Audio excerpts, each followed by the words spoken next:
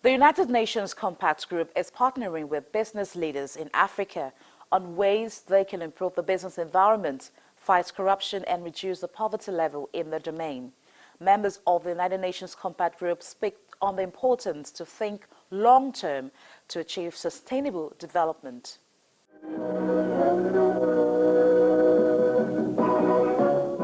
We are asking the private sector to come together to work with the Global Compact by embracing environmental, social and governance issues into their operations. What do we mean by that? About 16 years ago, actually, at the World Economic Forum, the former Secretary General of the UN asked companies to come and form a compact with the United Nations to help address the challenges of globalization. You cannot, as a business, operate in an environment where there's poverty. You cannot, as a business, operate where there's no peace. You cannot work in a company in an area where corruption is endemic.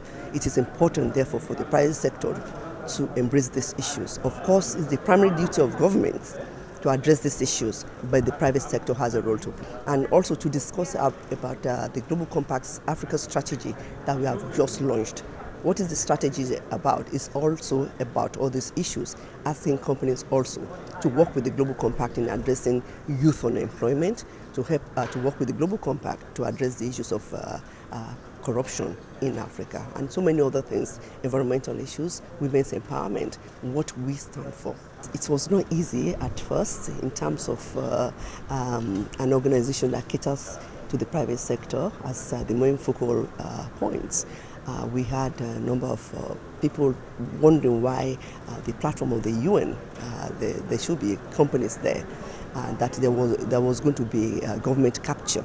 But we have seen, since the organization was established 15 years ago, that in fact the private sector has continued to work with the governments as partners in addressing so many of the global challenges. Well, we don't have really a critical mass in Nigeria, and that's why we are here, telling companies that it's important for them to work with the United Nations to address these challenges. What we aim to achieve is to bring the private sector, number one, to embrace our principles, to embrace the work we do, for them to know that it is important for them to be important for them to work with governments at a multi-stakeholder initiative, to work with them to address challenges that we have in Africa, and that at the end of the day, we have a critical mass of companies signing up to the Global Compact to say that we want to be counted, in this regards. For example, the issue of Ebola, the Global Compact launched an initiative in December in terms of asking the private sector to support, companies that are ravished with the Ebola virus. So these are some of the things we do at the Global Compact. Entrepreneurship as a concept, as an idea, is now taking off. Nigeria is arguably one of the most vibrant markets worldwide, and in the first phase, you can argue, CEOs were just busy to make money and to show we are successful. But as the economy moves on, you realize there are actually serious threats. If not managed well, you cannot secure success over time. If your educational level of your workforce doesn't rise, you cannot move upwards. If health is threatening your operation, you have a real problem. Or if security threatens your operations. Or if indeed, you have to pay a lot of corruption fees, that makes you not competitive in the global marketplace. So the realization now is dawning that social and environmental and development issues are also part of the responsibility of CEOs. And enlightened CEOs understand that financial success goes hand in hand with treating your workers well, respecting human rights, and actually working towards ending corruption. So this is the good news. It may incur some small costs in the beginning because we do expect CEOs to devote some time to this agenda. We expect them to actually make changes within the operations, to look into how they hire people, how they fire people, to look into their environmental footprint, and to explore and co-invest and collaborate with some other companies to tackle some of the challenges they cannot handle alone. So yes, we ask for some time, we ask for attention, but we are convinced that over time, the time invested in being responsible pays back many times over. First, you sleep better, arguably, at the personal level. Secondly, your brand gets stronger. Thirdly, you actually unlock productivity within your employees. They feel better, they're healthier, they have stronger brand loyalty. And fourthly, you build, of course, a brand within the community. So over time, it's the only way to be successful.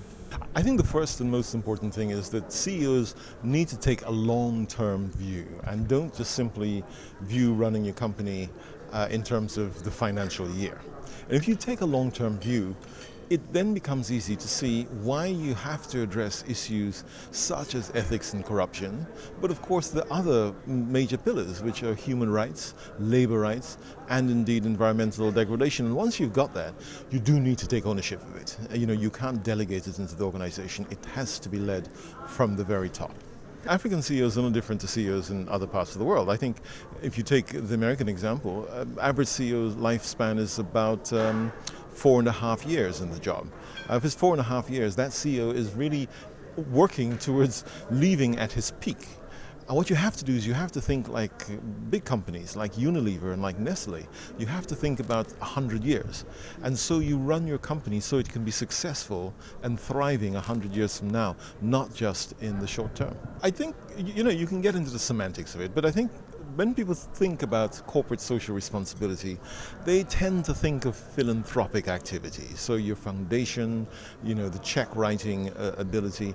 But when I think about sustainability, I think about running that company in the long term, dealing with the issue of street children, for example. Now, what's street children got to do with the long-term viability of my company? If you see a child that is not being educated today, in 20 years from now, do you think that child is a market opportunity or a market threat? Well, clearly it's a market threat, and if it's a market threat, it tells you why you have to deal with that issue now. Now, corruption is a similar thing. If you don't deal with corruption now, the cost to your business in the long term becomes unmanageable. I think the first thing CEOs should do is to actually sign up, because you really must sign up and say that, yes, I am committed to the United Nations Global Compact with all the 10 elements in it. And by signing up, you really must sign up, because as was mentioned earlier on, a few people have been removed because they haven't been seen to live up to the standards and this commitment that they've made. So the first step is to do that, and to sign up. It's a whole process that you go through, which by default also includes your organization, your employees behaving in such a way that conforms to what it is you expect an organization that's recognizing this sustainability challenge as somebody's got to take on board. So CEOs need to sign up, and signing up has a lot of implications, almost a value chain of activities that must take place. And once that's done, then they've got to really stay the course. It's about sustainability, so you've got to really stick to it and continue and be very adamant and be very clear about what you're doing. Some of these things don't give immediate results. There's a long lead time. Anything that has a long lead time, you've got to yourself be very sustainable and have sustained action in doing that. For a lot of people that were here, this whole concept of sustainability is still strange to quite a few people. And I know that when we were planning this and we asked that a lot of CEOs attend, we also insisted that they should bring what I call the second and third generation managers of the organizations to an event like this, because they need to understand and therefore sustain the whole concept and philosophy into the future. It's really about, and it's very relevant to Africa, to Nigeria. We're talking a lot about trying to build a lot of what I call global strategic partnerships in order to expand our economy and diversify our economy. We know that a lot of these things we cannot really do alone. Therefore, we're depending on other players in different parts of the world to work with us. And for them to do that, they have to appreciate and see that we work to certain global standards, which is all embodied in the whole concept of a sustainability philosophy that is being pushed by the UNGC. So when we to marry a woman, so to speak, she has to be attractive enough. Part of our attractiveness as a country is to ensure that we follow all these principles, so that when we do engage, we are literally on the same page and have the same kind of philosophy of as a lot of these global organizations who practice these things do. So I think it's been very, very important, and we need to continue to pursue that. Secondly, what we got out of today was the fact that collaboration that's required between the private sector and government, that realization about the fact that we all are responsible, and the fact that we need to really push the private sector to begin to do a lot more and take on a higher level of responsibility than they hitherto have done. It is not just about placing things on the lap of government. It's a joint responsibility that we have. We're all the same people, the same country, the same objectives, intentions, and so on. We just have to find a nice platform for good collaboration. So I think the UNGC provides that sort of structured approach to understanding what needs to be done, how we should do it, the way the conversation should go, and what's important in terms of all these pillars that the UNGC has. I think if we have these things in place and then we begin to talk to government, we can be a lot more structured, a lot more focused in our conversation, and not just talk from an emotional point of view, but more from a more pointed and realistic point of view.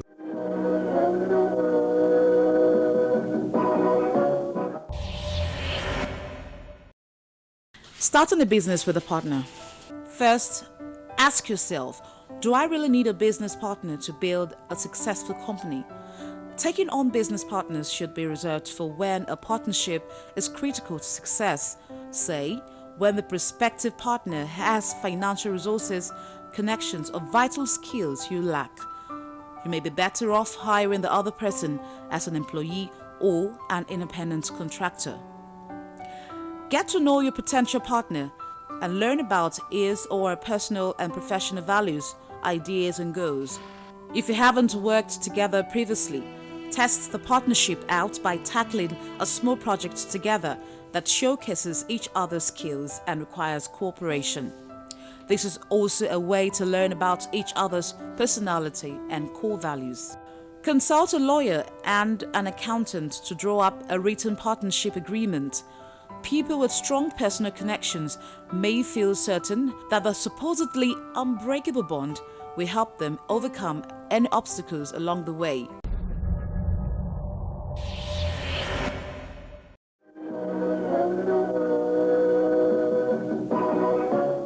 And that's all on the program.